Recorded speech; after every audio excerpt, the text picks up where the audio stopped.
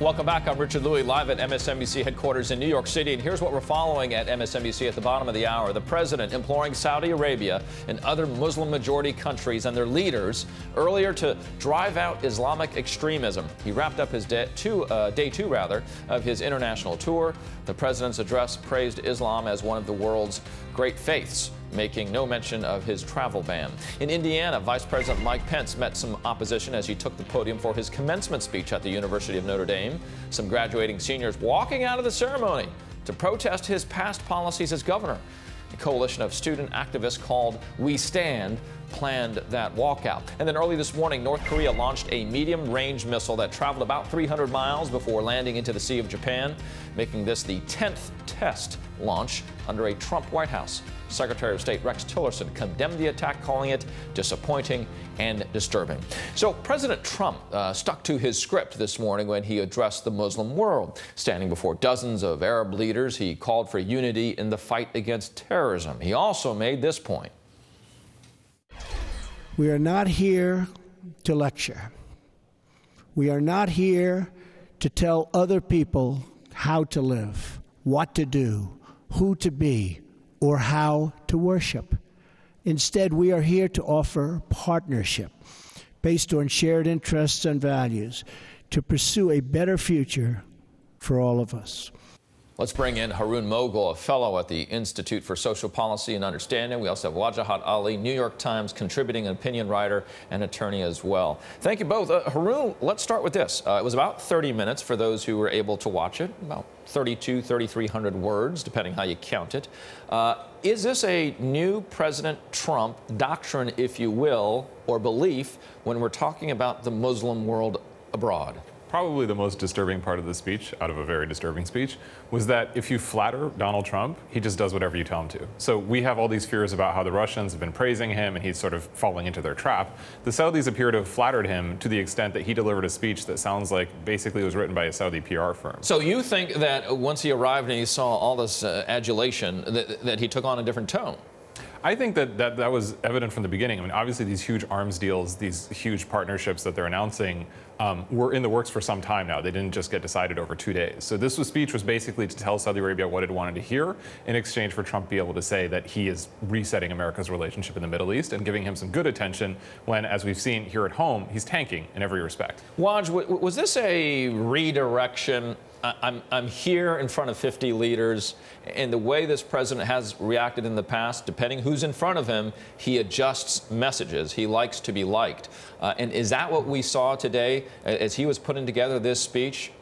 We saw a beautiful marriage between ugly hypocrites, and you'd see Donald Trump do a curtsy to Saudi Arabia if they lavish him with praise or give him a golden necklace, and he will completely abandon his entire track record of actually calling Saudi Arabia the enablers and funders of terrorism, saying twice that they were responsible for 9/11, and blaming Clinton for taking money from Saudi Arabia despite their horrible track record on human rights, women's rights, LGBT rights. But when it comes to $300 billion arms deals, when it comes to Trump-branded resorts, when it comes to selfish political agendas, then we're going to jettison everything. I'll take your dowry of the golden necklace, and you take my dowry of $300 billion of arms that you can use in Yemen, and you can use to pour gasoline on the sectarian fire in the Middle East, which will only help ISIS, and somehow I will give you legitimacy that you so desperately crave as the center of Islam, which, by the way, the overwhelming majority of Muslims around the world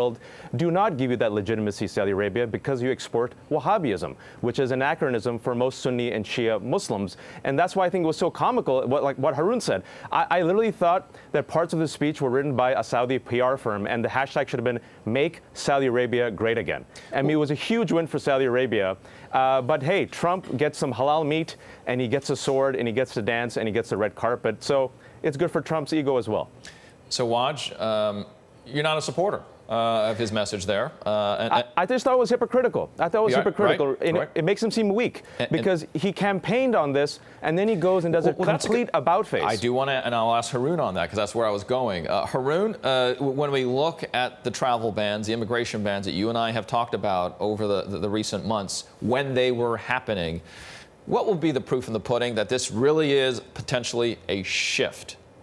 Well, I think ultimately Saudi Arabia doesn't care. I think that's the feeling I've heard from But from what we're hearing from President Trump, not necessarily Saudi Arabia.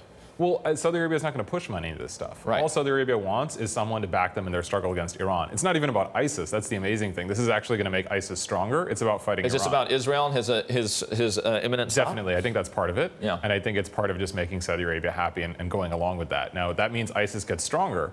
But it also means that now Trump has validation from Saudi Arabia. He can now push anti-Muslim, anti-immigrant policies and say, hey, look, the Saudis are totally behind me. I'm not anti-Muslim. I've got an unrepresentative dictatorship that claims to speak in the name of Islam, endorsing everything I do. They're like the window dressing, that basically it's like a minority who endorses Trump when he says anti-minority things. And he says, well, look, I have black friends. So he's going to say, I have Muslim friends. So how can I be anti-Muslim? What you're saying is that they will pull from this speech when they are debating this very case in the courts here in the United States on the immigration ban and say, look, this is consistent with a president that is not necessarily looking at outlawing Muslims coming to this country. They could do that potentially. Waj, on this very note, we've had our reporters there on the ground, Hallie Jackson, as well as Kristen Welker, saying, hey, you know, the 50 leaders that were in that room, for the most part, were very much liking what he said there. So why wouldn't this necessarily have been a new moderate messaging coming from President Trump, and now people just need to wait to see if he actually follows through?